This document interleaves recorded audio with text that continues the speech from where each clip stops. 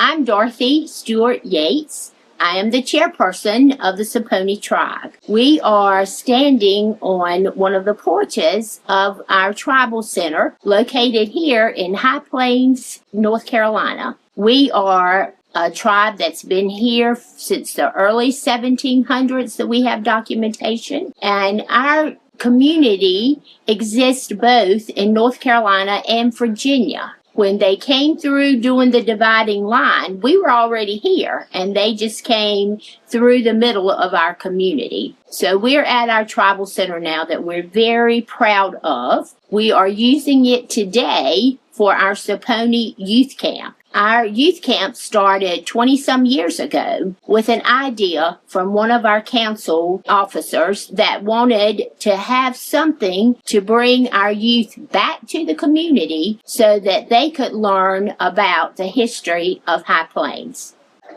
My name is Sue Vernon. My dad was O.C. Martin, and he happened to be the oldest camper at 97 years old. He loved the camp, and I think that carried over to his family. My mother, Nanny Coleman Martin, when she looked at her family, she says, I want you to know who you are and whose you are. And so she said, I want my sister Judy, me, my brother Charlie, and my younger sister Angie. She says, I want you to come up with a camp for my grandchildren so that they will know who they are. First of all, she wanted them to know that they are Indians, Native Americans, because in our community that sometimes was not a positive, and it was a handicap in getting jobs and being able to go out and get their career. So she, first of all, wanted them to know who they were. They were American Indians, be proud of that. So we had a little camp over on Lake Maho in a cabin. And it was just the cousins, just our children. And we had such success. She took us places in the community. She took us to the church. She took us to the home she grew up in. She told us stories about how they played games with thimbles and things that they had to make. We went to a produce stand, and she emphasized there that everything that we needed, we had within the community. We were self-sufficient because we had to be self-sufficient. She explained that it was not a choice. It was a necessity that we had to support ourselves and each other. So that's where the camp came from. And then other people heard that Nanny Lou's grandkids were learning about their heritage, and she was also on the tribal council here. And my sister Judy was the secretary of the tribal council, so they were approached about, hey, how about expanding this?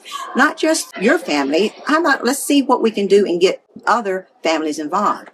I am Will Paul. I am part of the Sappony. I also serve on the tribal council. I also serve on SACE, the State Advisory Council of Indian Education, through the North Carolina Department of Public Instruction. I also served as the camp director for the first 12 years when camp first started.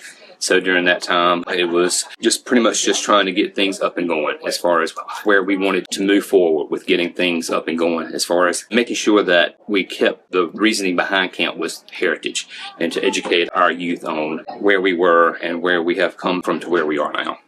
First of all, Maho had just opened up the campsite. We had a place to go. We had volunteers that came from every needed career that we would use on that camp. Medical, we had religious, we had the spiritual leaders, we had the educational leaders coming out of our tribe. We had people who were business people who looked at funding for the camp. We had trainers, people that could train other people in the jobs that they needed to have. And we were just amazed at the response we got from the community. My name's Ashton Martin. I am a citizen of the Sappony Tribe. I grew up here in Person County, North Carolina. Our homelands, well, actually, we're technically in Virginia, Halifax County, Virginia right now, but we straddled the line. We're here at the Sappony Tribal Center in Halifax County, Virginia, just over the line from North Carolina, on the homelands of the Sappony where I grew up. I have been at the camp ever since I was a kid. So when I first started going, you could be a rising third grader. So I think I was 8 years old the first year that I went to camp. I actually turned 27 tomorrow. So I've spent maybe 18 or 19 years of the 27 here at camp. It's always been the week of my birthday. So I was a camper as a kid. I was then a counselor in training and then a counselor. And I am now an adult volunteer is what we call ourselves. And it's just so important to me. I loved it as a child because I grew up here, but it brought all of my cousins back home for a week in the summer, and we got to hang out. I got to learn the history and the language and those things that we don't get to talk about on the day-to-day. Because even though I grew up in Person County, North Carolina, where the tribe is from, I never really learned about the tribe in school unless one of my relatives came to talk about it in school.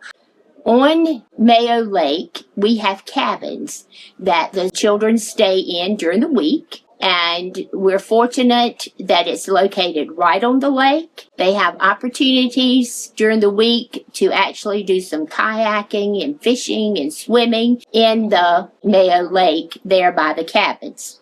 Other elements of our youth camp is relating to our young people the history of our tribe. And we take different eras or at different camp times and emphasize the history from that era so that the students who come will have an idea of our history. We also have a time when our campers get to visit with the elders of our community. And they actually can go to the elders' home, interview them, talk to them about living in High Plains and what it was like to live here for their childhood here in High Plains. For our different workshops, we bring them into the tribal center. Today, they're working on making their own quilt squares. Quilting has been a tradition throughout our community. When our great-grandparents used to do that, it was because of need. They needed it for warmth. And now we do it because it's an art. And we're so fortunate that this art has been passed down through our generations. Quilting wasn't a necessity. It's an art, but it was a necessity. They had to have those quilts because we didn't have heat in some houses. But out of that came a social network where they would sit around, gossip, talk about things, plan, encourage each other. So quilting and all the other things that they did as a community was how they developed socially. When they would meet at each other's homes and do the quilting, that was their way of communicating with each other. And then that was such an important part and such a beautiful art that we definitely wanted to expose our youth to that. And then some of our previous campers have made their own quilts and are teaching their children. So it's just good to see this history being passed down.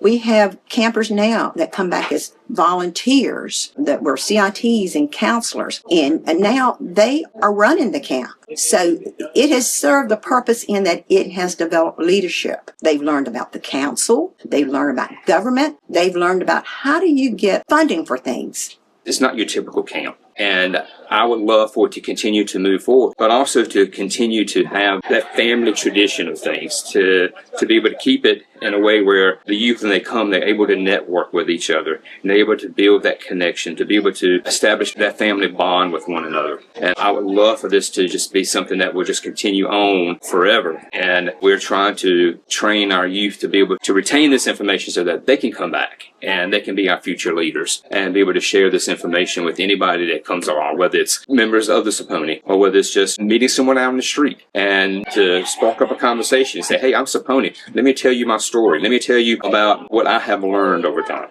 So when I went to undergrad at the University of North Carolina at Chapel Hill, go Heels, and when I was there, I was in student government for many years, well, I guess 3 years leading up to it, and then I ran for and was elected student body president at the University of North Carolina. I was the first Native American student body president, man or woman, at Carolina, and I think it was really important to me to show that our community is still there. There's a very strong Native community at Carolina and such an important part of the region's history. I think it was important to me just to show that Native people are still here. We are excellent. We can be excellent. We can be excellent together. And you can also be an unapologetically Native person and be elected to a big position. So I think it was important for me.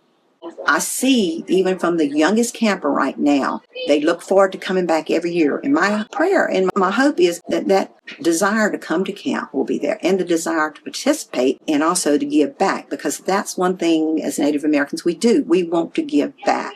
And so I hope the camp will continue to thrive. I know there are going to be challenges, just like with any organization or anything, there are going to be challenges. But I think there are people being raised up now. When I see these young kids, 5 years from now, they're going to be CITs. They're going to be counselors. They're going to be volunteers. They're going to be decision makers. So my goal is that the passion that we had when we started the camp in 2001 will be there, and that the community will be able to support it, and that they will be able to look back and say, hey, look where we came from and look where we are right now, and give credit where credit is due. Masamani, Iso Naso